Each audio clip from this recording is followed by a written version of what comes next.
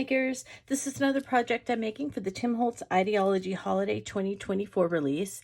And I am making another kind of treat holder like I did for Halloween this year. However, I'm doing it a little bit differently.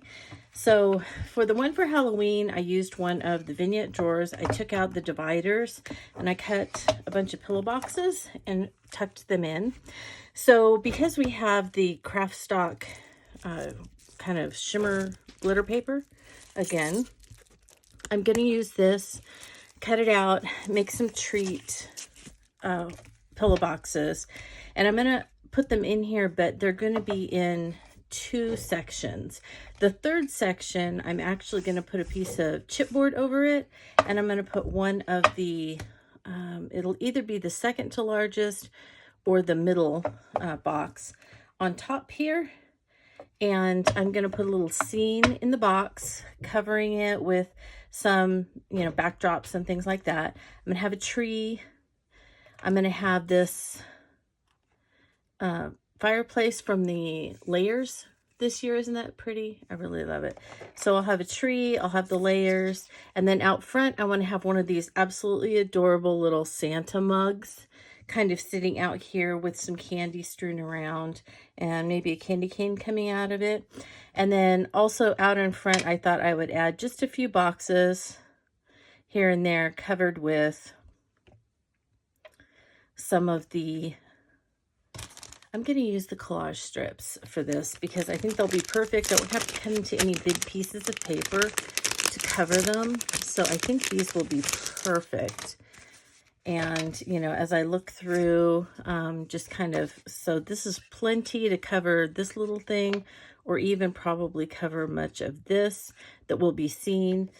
And I can just kind of go through and pull out different papers that I want that I can use without having to cut the big ones. All right. So that's what I'm going to use these for this time, for this make. And then I think that's pretty much it. Oh, I grabbed 2 curio knobs. So these are still available. I don't know if they've been retired or not, but I know that they're still widely available. So these are 2 from, I had 2 different packs. So you get 1 in each pack, and I have a bunch of curio knobs. So those will go on the ends, like I had knobs on the one for Halloween. And then I'll probably just grab some chipboard or something that I can put on the front that will say like Merry Christmas or something like that. Just add a little chipboard there on the front of it, it'll be covered in paper, and then just something really simple, to invite people to have a Merry Christmas and take a treat from one of the 2 areas here. So that's where I'm going with this. I'm just going to get started and invite you to come along. Let's get making. After choosing this black and white kind of ticking stripe paper from the Christmas backdrops, I cut it the width of the sides of the vignette drawer, and then I needed to find which size fit, and that size fits perfectly. It is the second to largest rectangle vignette box. And then I got the kind of red and white ticking paper and decided that's what I wanted to use to cover the inside to look a little bit like wallpaper to go with this fireplace from the Layers pack. And then I needed to trim the fireplace down just a little bit to get it to fit better. I was considering kind of putting it in as an like arched, but I decided I'd rather have it fit, so I trimmed it down. And so you have to measure the inside of your boxes when you're cutting the paper to make them sure they fit.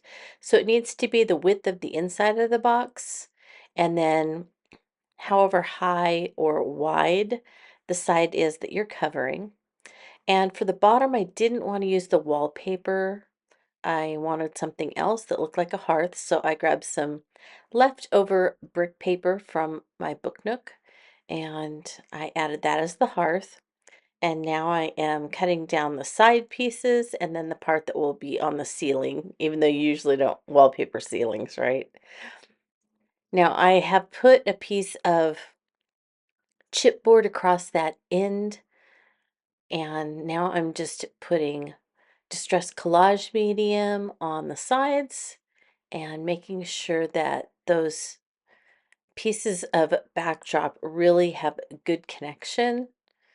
And you can see that I'm putting a nice layer and then just kind of pressing that down, make sure that there's a connection all the way through. And I'm going to do the same to the inside of the box on both the back and on the sides. And I'll make sure that it gets pressed in there and that there's a really good connection.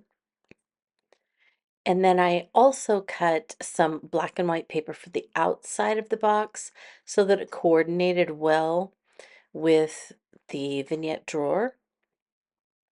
And I'm showing you the sanding block because I did sand in between the steps. So once I get the paper in, I always like to sand the edge of the paper, make sure it is flush with the edge of the box. And once I did that, I went ahead and put the fireplace in, and that is drying while I am attaching the black and white check to the outside of the box. I used almost an entire piece uh, to cover the outside of the box with a black check, but then I decided I wanted that chipboard to match the outside of the box as well, and I didn't have a big enough piece, so I just decided to piece together what I did have, and it'll work perfectly because the box is going to cover up most of this anyway. I just wanted it to be covered and to coordinate with everything else.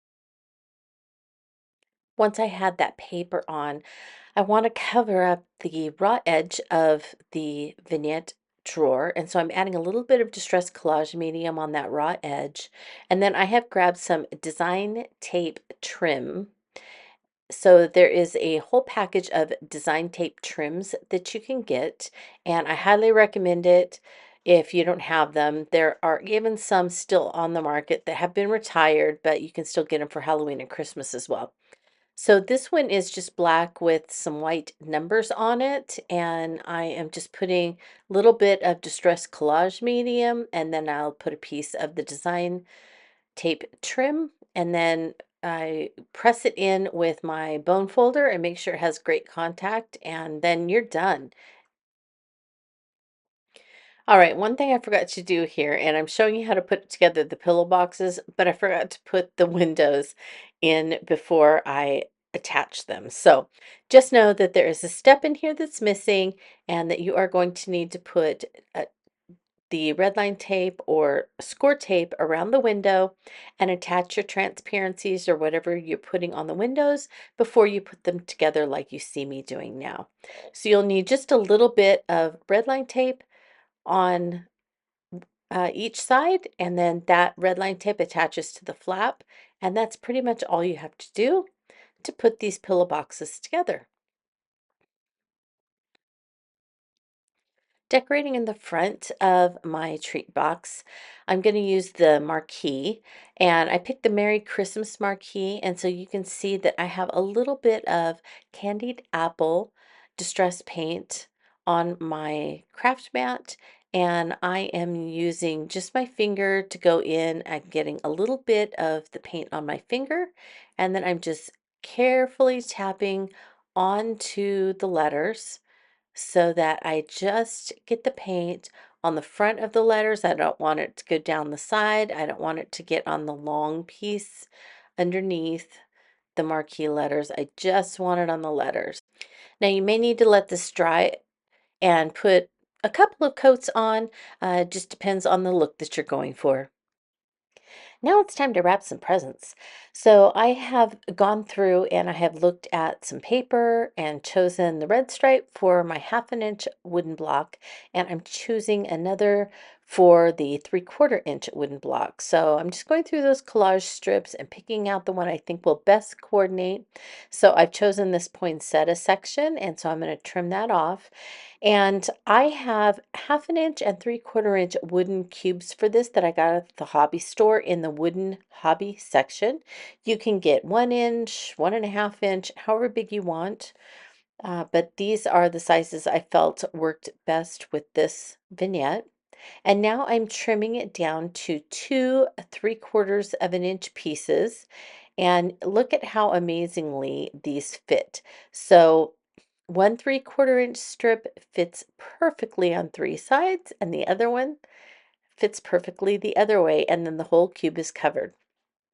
It's perfect. So once I have those cut, I take and I put collage medium on 3 sides. And then once I have collage medium on those 3 sides, I can lay the paper in it. And then I fold it again. And there you go. Perfect. And then I usually squeeze and press it on there, and it sticks. So that's what I'm doing. I know it's off camera, but that's what I'm doing. Can you hear Leota playing?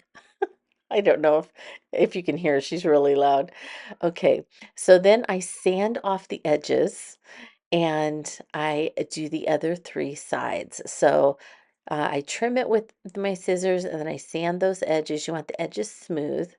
So there we go, doing the other 3 sides and again pressing it together. Sorry again that it's off camera, but I always do my best to stay on camera, but uh, I don't always see that I'm off camera. And then trimming any excess, and then I will go ahead and sand it again to make sure that all sides are smooth. And that's how you wrap a present with paper. Now, I'm going to make some sprinkles for my hot cocoa. And so I always try and use as much ideology as I can on any of my pieces for Alive. And so instead of purchasing any fake ones or anything like that, I used what I had on hand. So I took a candy cane and the green candy stick and just cut them with my craft knife like you saw and put them aside, and then I have a hard foam ball that I cut in half, and I put half in this one and half in the other Santa mug. Now it's time to work on the whipped cream. So I'm using opaque texture paste for this, and I'm putting it in the center of a piece of cling wrap, saran wrap, whatever you want to call it. And so I'm just putting more than I need so that I have plenty, and then I'm going to wrap this up in the saran wrap. And I do this because it makes cleanup so much easier. I saw this on, I think, Instagram Reels or something. And so I've been using it ever since. Tim has a different technique that he uses with kind of a plunger um, icing tip. And that's, it's just use whatever works best for you. I have this on hand because I bought it several years ago and it works for me. So all I'm doing off camera, sorry, I'm working off camera. I never realize it at the time, but I'm just pulling that tip out, trying to make sure that the um, fake whipped cream is going to come out of the tip there. And now I can screw this on. The other end of that saran wrap texture paste is all twisted up so that it doesn't come out the top and I don't have to wash this sleeve out. So you can see I'm looking in there to try and show that the saran wrap is still in there and it's holding all of that texture paste so that I can do this to make whipped cream on the top of my little mug. So let me show you how I did that.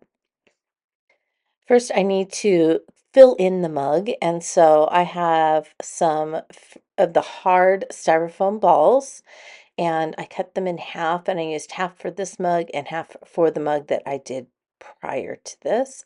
So just press that down in there to fill it up, and then, sorry, I hit the camera. So then you're going to just squeeze out of the icing tip and onto that mug and onto the top of the icing ball.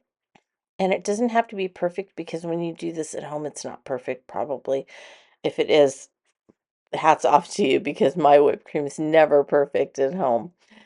So here we go. I'm just kind of filling that in and just kind of squeezing some all over the top. And then I get kind of, when you pull the tip off, oftentimes you'll get a little peak. And so you're going to see me as I finish here, use my finger to kind of press down the little peak right there. I didn't want it to stick out too much. And that's all you have to do, just squeeze it on there. Super simple. And again, with whichever tool is going to work best for you. And then I took my little sprinkles and I stuck them on. And you can cut some more if you need them. It's always hard to know how many you're going to need. But you can see that I just let the texture paste hold them in place. I didn't add any glue, but you can add glue if you would like, or if you do this after the whipped cream dries. It's all up to you and what you use and what you think. Now, I did have to go in and I did have to punch some holes in the styrofoam for me to be able to get the candy cane in. So let me show you how I did that. I have this very old poker tool from Sizzix, and I use it for a lot of my messy jobs, and I thought that this was a messy job. So I'm pushing it down through the whipped cream and into the styrofoam ball to make a spot for a candy cane, and I had trimmed off just a little bit of the end of the candy cane so it didn't stick out too far. And I'm just kind of positioning it in there. And then I use the poker tool to go ahead and push some of that whipped cream back.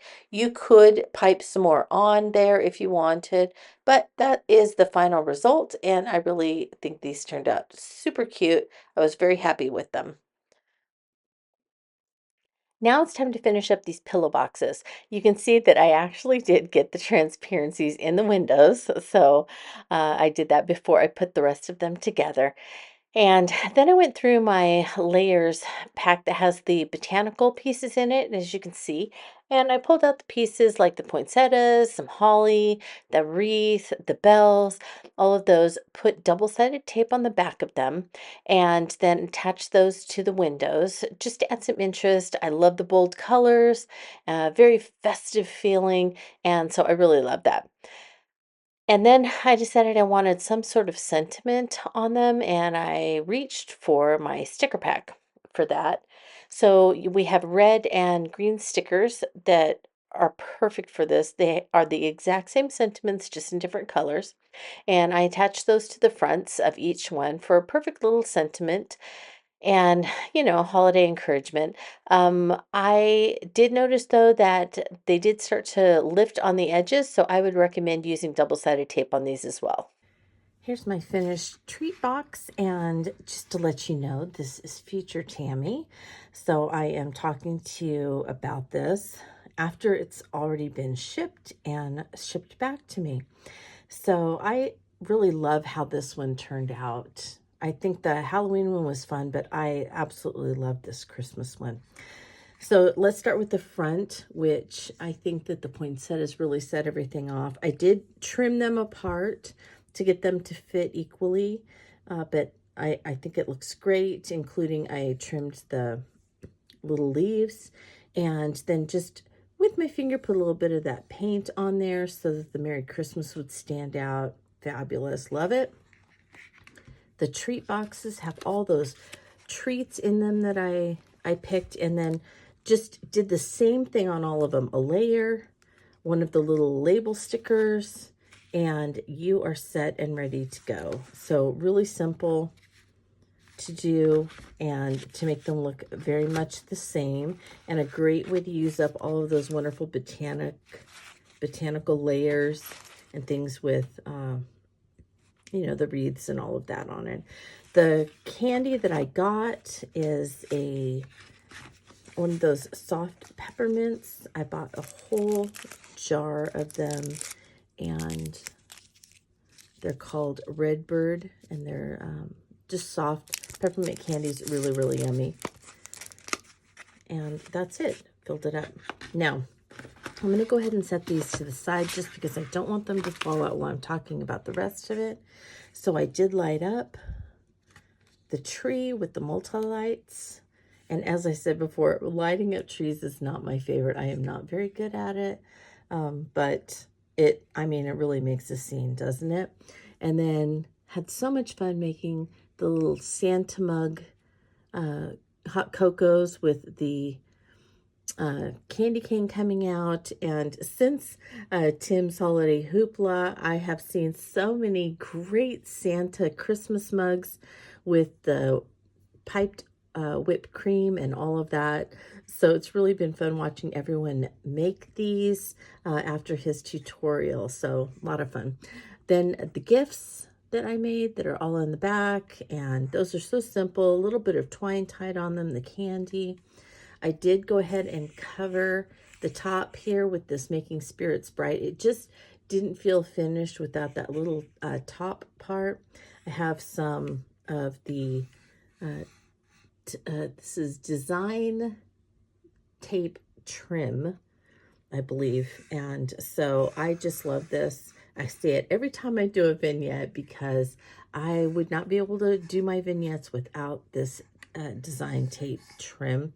It's just so perfect. And then I stuck with fairly neutral papers for covering the box and for covering the drawer. And that's pretty much it. Got my little handles on there, and super fast, super quick to do. You could, I did add, let's see, I think that's it. But you could add a little bit of, you could sugar these if you wanted. I mean, just so many things. People have been so creative making these. I know that, you know, there are a million things that you could add to these and to the tree. I just have the red baubles and the lights, but there's so much more you could add, right? So there is my Christmas treat box. Thank you so much for watching. If you have any questions, as you know, always go ahead and ask in the comment section for today's video. And if you want any of these and you haven't gotten them, I know many products are still available. And so I have links in the description below for easy shopping. And I think that's pretty much it. So I want to wish you a very creative holiday season.